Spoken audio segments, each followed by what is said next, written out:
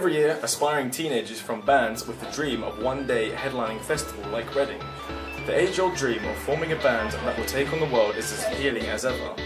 Today, however, more music sales are higher than they have ever been before, due to apps such as Apple Music, Spotify and SoundCloud. But can artists really live off these apps?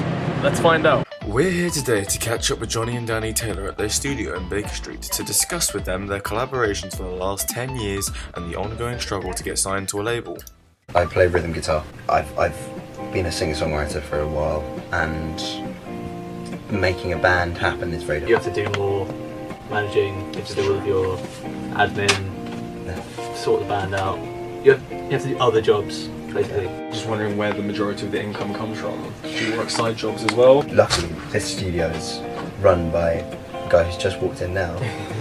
Mike Marlin is a guy who owns the studio. So I think you end up kind of, you end up just syncing your calendars with people and then just going, sorry, I can't do that, I've got to make money. And so there's constant sacrifice. So, face-to-face sales is not completely dead, but streaming services such as iTunes, Spotify and Tidal has done so much more for artists so far.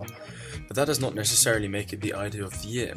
Spotify says that its average payout for a stream to labels and publishers is between £0.005 and £0.0066. However, information is beautiful suggests that the average payment to an artist is £0.0089, this being what a signed artist receives after the label's share.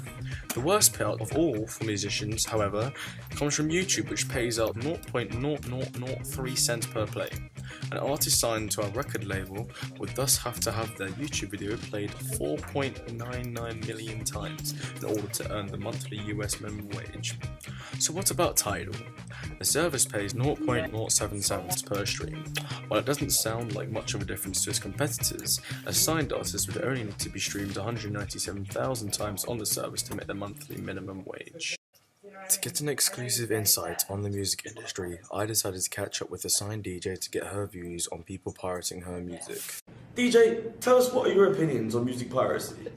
People can't afford to buy nappies every day, they steal it. If they can't afford to buy your music, might as well let out there.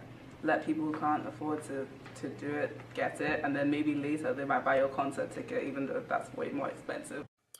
I went out to the public to allow them to voice their opinions on paying for music as opposed to pirating.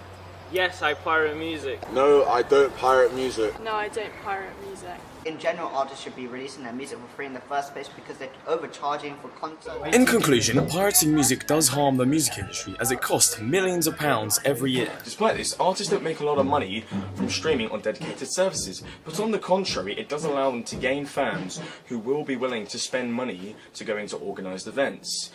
This is how they generate the majority of their revenue, and thus will allow them to carry on producing music for the fans which they love. This has been Riley Campbell for I'm NL, signing out.